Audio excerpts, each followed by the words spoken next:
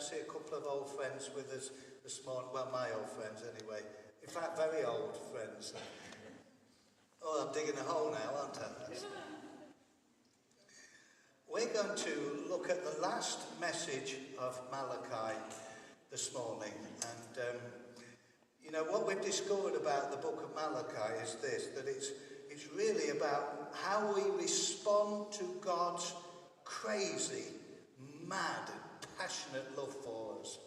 It's how we respond and the kind of things that God expects us to do to show our response to God. Today we're going to look at a subject and you're going to see how we can respond to God in this way. But I want you to know something. The message I'm about to read comes after the last message I preached, which was about bringing, you know that Israel were in dire straits. You know that the economy was in real bad trouble, that people were struggling financially, struggling with food, struggling just to live. You know that some were opting for marrying outside of Israel so that they could have some money. And so God gave them a solution to the economic problem they were facing. And the solution was this, to bring into the earthly storehouse 10% of their income. And that would release the heavenly storehouse. And God would bless them, bless them, bless them. So that was the economic recovery process that God said would happen if you did this. I want you to notice something though. Well, what happens here is that Israel haven't done that. They haven't done that. And we're going to pick up a message that then starts talking about their problems still and how God addresses that. So I wonder if you stand with me as we honour the scriptures together. Malachi 3 and verse 13 reads like this. You have used hard words against me, says the Lord. You ask, how have we spoken against you? You have said it's pointless to serve God. What do we gain if we meet his obligations, or if we walk as mourners before the Lord of armies? So now we call the arrogant people blessed. Not only are they prospering, they even test God and get away with it. Then those who feared the Lord spoke with one another. The Lord paid attention and heard them, and a scroll of remembrance was written before him of those who feared the Lord and esteemed his name. They will be mine, says the Lord of armies. On that day I will make them my special possession. I will spare them as a man spares his own son who serves him. Then you will again see the difference between the righteous people and those hostile to God. Because the one who serves God and the one who doesn't serve God, between the one. Verse 2 of chapter 4. But you who fear my name, the Son of Righteousness will rise with healing in its wings. And you shall go out leaping like calves from the stall. And you will tread down the wicked. And they will be ashes under the soles of your feet. On that day when I act, says the Lord of armies. May God bless the reading of his word. Amen. Two conversations going on in Israel. They're complaining, one section. And this is the complaint. What point is there in serving God? What point? Because our lives are harder than the wicked's. What is the point of following Yahweh? They test him and get away with it. We try and keep his obligations, but we struggle with stuff. The evildoers are encouraged and they get away with it, they say. I want to tell you something. There's a whole lot of presumption going on here in Israel. A whole lot of presumption going on. Because I told you before, God gave them a solution to their economic problems by bringing the tithe and releasing the storehouses of heaven. But they haven't done that. And they're going around complaining. This is one of the complaints. What gain if we keep his obligations? Now, isn't that interesting? There are people that think that to follow Christ is all about following obligations. I want to tell you something, that when God thinks about us following him, he thinks about it in terms of a heartfelt love relationship. Is that right? Not about obligations, but about a heart relationship. That's what it's about. I want you to notice the other thing that they complain about. They say this: if we walk as mourners before the Lord of armies, you see, they've expected that God should do something because they're walking around mourning their sins. Isn't that interesting? Here's the thing: God never asked them to do that. They assumed that. God never asked them to do that. What he asked them to do was to walk before his face or in his presence with joy. Joy. It's a joy to serve the Lord. It's not about mourning. It's not about going and repeating your sins over and over again and getting down about it. And then because you repeat your sins and think it's all about obligations, you think that God should turn up and do something for you. But the very thing that God asks you to do, you're not doing, Israel. Isn't that interesting?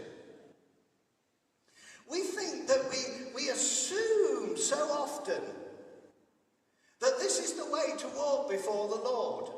This is the thing we need to do. But we need to learn the scriptures. The next thing I want you to notice is they were finding fault with God because he didn't do what they presumed he should be doing. There's a whole lot of presumption here. A whole lot of stuff going on. There's no point, listen to this, there's no point in following God. There is no benefit to me. My word. Because God isn't doing what I think he should do. I'm getting out of this way of living. It doesn't benefit me. I'm tired of struggling. I'm tired of having a hard time. I'm tired of not feeling good. I'm tired of doing the right thing but not getting any benefit from it. I'm tired and I just want to get out of serving God because he's not turning up for me like I think he should. That's what the complaint is here in Israel. They were criticizing the Lord because he wasn't handling their lives like the way they thought he should. They presumed that God should do things. They were casting shadows on God's name. They were blackening the holy name of God and calling God name. They were speaking hard words against him because of this. I want to tell you something. They were guilty of the sin of presumption. What is presumption? It's assuming something. It's an expectation that something should happen because I've done a certain thing. It's speculating that God will act because I said so. It's assuming that I have the right to something because I said so. It's presumption. You may read in that trashy novel. Nobody reads trashy novels around here, do they? My wife loves them. But you may read in that novel something like this. He lifted her up off the ground. She was enraged at his presumption. Why? Because the guy has invaded her personal space without permission assumed that he could grab her and lift her up. He presumed that. It was presumption. What the people were doing is presuming that if you lived a certain way, God would do a certain thing. And God has to come to them via the prophet and rearrange their thinking. So let's just go there if we can. King David said this, also, keep back your servant from presumptuous sins. Let them not have dominion over me. Then I shall be blameless and innocent of great transgression. Did you know that presumption is a great sin? It is listed up there with witchcraft, adultery, murder. It is a biggie. It's a biggie. Presumption. The sin of presumption. I'm a Christian, therefore God should make me feel happy all day long. That's presumption. I'm hard up. God will drop up some money through my letterbox. They did that with Dave and Diz. I presume he'll do it for me. That's presumption. And when God doesn't drop some money through your letterbox, you start moaning.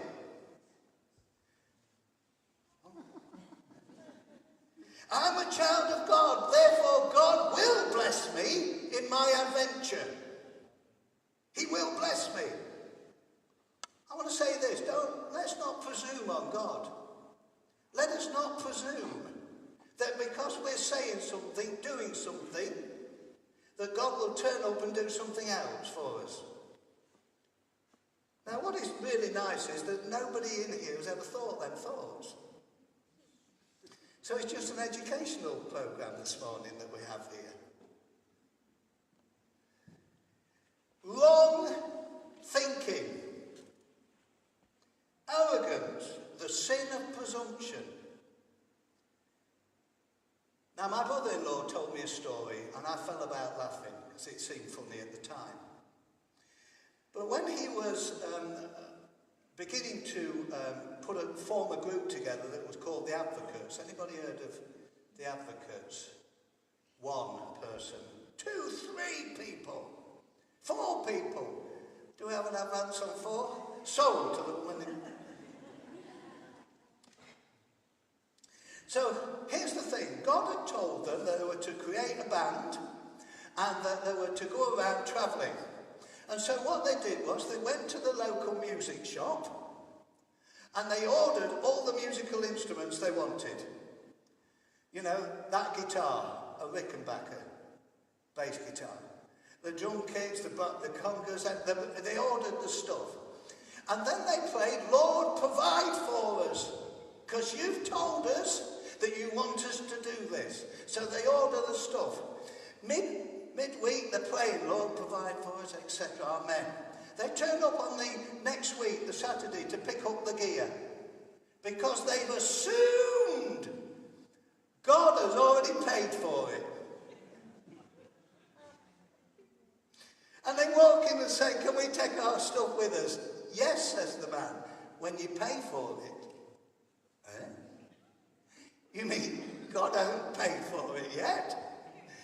They assumed that God would do something. Why? They'd heard a story. That's what God did. He provides. And they assumed that he would do the same for them. They got the shop of their lives because they had to pay for it weekly. All the equipment. God provided them with enough money to pay weekly, by the way.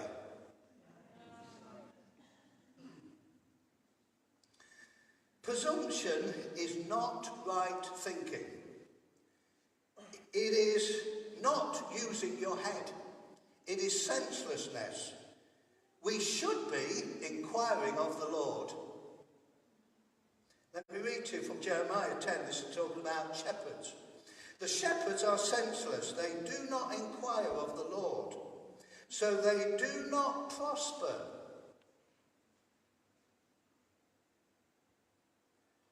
And all their flock is scattered.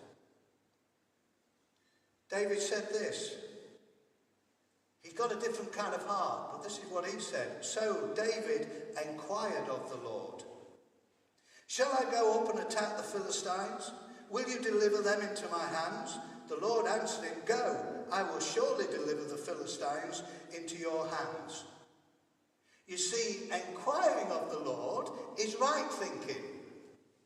Presumption is wrong thinking. So whatever is happening, you need to be inquiring of the Lord. Am I right? You know, when Jesus was being tempted to jump off the cliffside by the devil comes to him and says, if you jump, the angels will catch you. He's quoting the Bible at him. Jesus, you can jump because the scriptures say the angels will catch you if you do. Isn't that an interesting one? The Bible says, therefore I can. Let me jump. No. Jesus turned to the devil and said this, it is also written, you shall not put the Lord your God to the test. He didn't presume that God would do it. He inquired of the Lord. In fact, he said to the devil, you shouldn't put the Lord to the test. Can I tell you something? There's only one time in the Bible it says you can test the Lord. One time. And it's the few verses before this. Test me in this, he says. See if I will not, because of this, pour out a blessing here. That's the only time he says you can test me. Yeah. You can't test him for any other reason. Presumption is testing to see whether God will do what we say. But here's the nice thing, and I love this time. The righteous, or those that have got right thinking, the righteous thinkers are those that inquire of the Lord about whether they do this, or do that, or do the other. Lord, you have promised me this. Don't assume that you know how to do it. Ask the Lord, how do I do this? Am I right? Don't assume that just because God said so, that you can just roll your sleeves up, get stuck in, let me loose because God's told me how to do this already. No, inquire of the Lord. Shall I go up and fight the Philistines? Yes, says the Lord, go up. But what if he'd have said no, stay there? What would David do? He would have stayed there. He inquired of the Lord for the right time, for the right moment. And God always turns up for people that inquire of the Lord. You know that. So that often good people, good people will often act first and then ask the Lord to bless it. Bless me, Lord, I've done this. What did you do that for, says God? Never asked you to. You're in a pickle now, aren't you? You won't be in that pickle if you hadn't done what you thought you should do. You presume too much. Instead of saying, what would Jesus do? We ought to be asking, Lord, what would you have me do? Because often what Jesus would do is not always the same as what the Lord would ask you to do. Ooh. Jesus followed the voice of the Father. And we must follow the voice of the Father and do what he asks us to do. Now here's the lovely thing. Those that feared the Lord spoke with one another. Can I just say something? Make sure that you're talking in the right circles.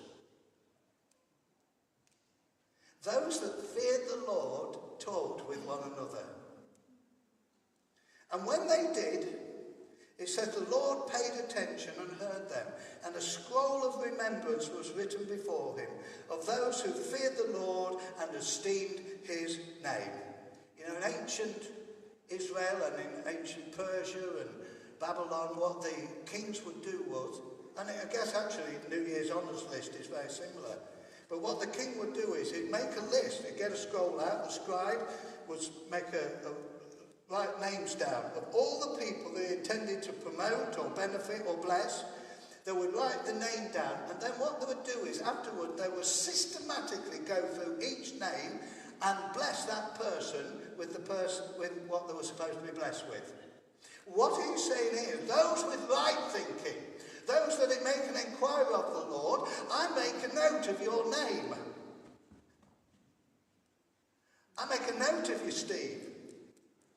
And I'm going to make sure you get a download of what you're supposed to. I'm going to make sure you do get blessed. I've made a note of your name. I'm going to let all heaven loose on you to get to you. I'm going to let the scribes of heaven loose, which are the authorities. I'm going to let them loose on you. I'm going to make sure you get a download of the blessing you're supposed to get. Why? Because you're talking in the right circles. You're fearing the name of the Lord. You are not guilty of the sin of presumption. Is anybody feeling it? Oh, Lord. Gee whiz.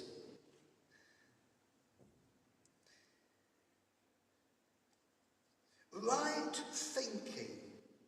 God puts you down for a blessing. Ah, Gail, she's thinking right. Gail done. Pew. A blessing. Ah, Lynn, she's thinking right. Put her down for a blessing. Ah, Alan Peters, he's thinking right. Let me put him down for a blessing. And God is not like men, that he should retract on his words.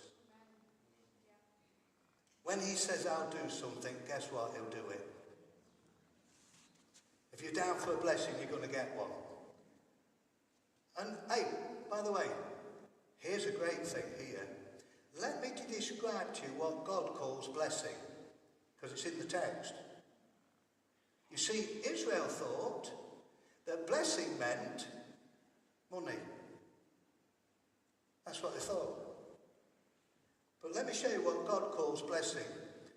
He says this, verse 17, they will be mine. That is the blessing of God, that you are in a union with him, that he calls you his own. That is a blessing. That's the blessing. It's not about the prosperity gospel. I'm not knocking some of it, but I want to tell you something. Here, God defines blessing as calling you his own. He says, you are my special possession. I will spare them as a man spares his own son who serves him. Listen, if I had a son, I've got two or three sons then. 3 sons. How many sons have I got? 3 sons.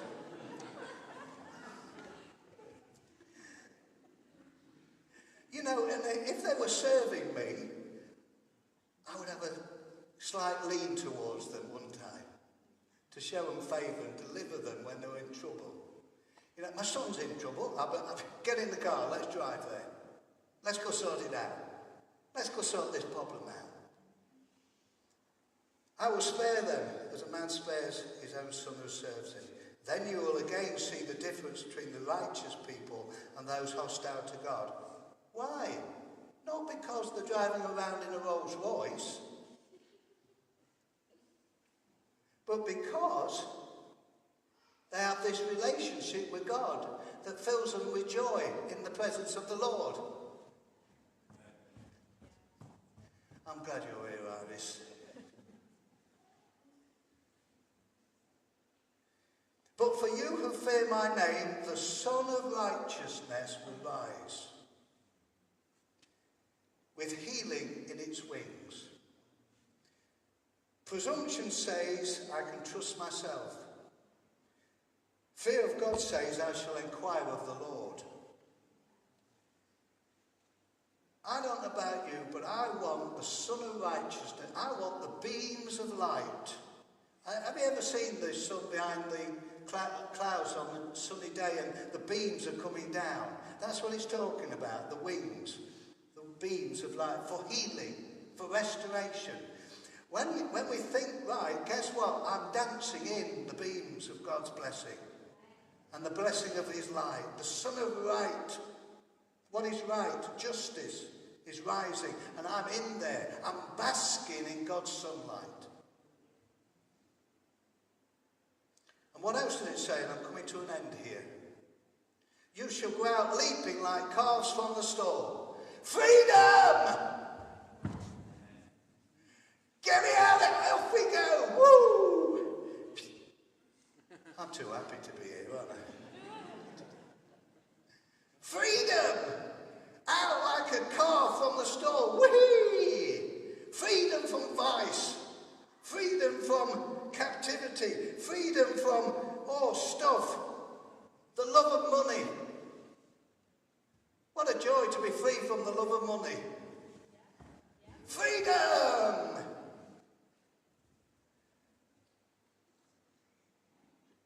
On that day, he says, and by the way, I want to tell you something. God's got a day for you. He's got a day for you. Get stuff going on these things. He's got a day for you. And you should tread down the wicked. You know, we want to tread down our wicked, evil foes.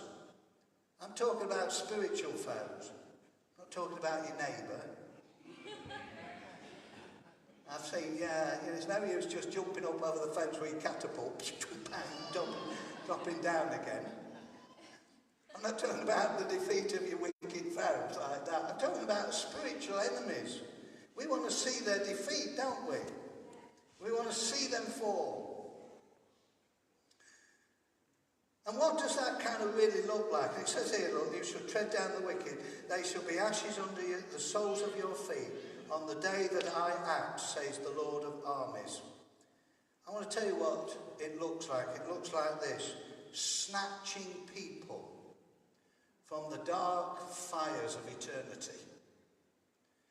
It's about delivering people from evil. It's about preaching the gospel. It's about setting people free from demon trouble. It's about being a blessing. It's about being a blessing. I'm blessed to bless. That's what we understand. And so in conclusion, I want to say this. Don't lean on your own understanding. That's presumption. But in all your ways, acknowledge him. That's inquiring of the Lord. And what does God promise? He will direct your paths. That's how you get guidance. Forget presumption, inquire of the Lord, and he will direct your paths. I want to bask in them beams of light, and I guess you do too. So this morning I want to say to you guys this. Look, perhaps we're all guilty of presuming stuff. And I have done it too. But I want to repent of that. I want to say, God, I'm sorry. What a twit I've been. Instead, Lord, I want to inquire of you. I want to have an open heart to you, oh God. I want to hear what you're saying. I want to do it his way. Instead of my way. I want to follow God and do it his way. So shall we stand together as we bring this to a close?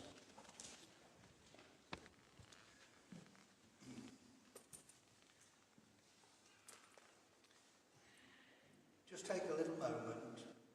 Say, Lord, I'm sorry for any presumptions I've made about you. Help me to inquire of the Lord, to see what you're saying.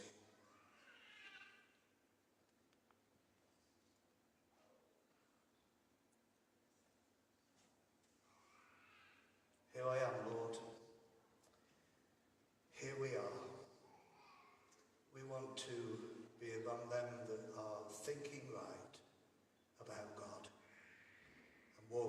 his ways. We thank you that when we do that, the Sun of Righteousness is over us, and we bask in the beams of God's love, grace, mercy, kindness. We hear him saying to us that we are his special possession, that we belong to him, that he will deal with us as a father deals with a son or a daughter. We thank you for that, Lord. And so now, Lord, we want to just commit our lives afresh to you. We want to say, Lord, get hold of us, enlist us in your army, get us out there, Lord, trampling down our enemies. In the name of Jesus. And everybody said,